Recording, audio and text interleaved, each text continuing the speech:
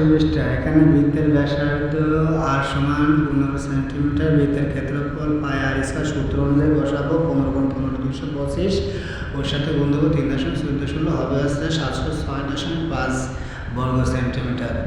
এছাড়া আছে 2.5 সেন্টিমিটার।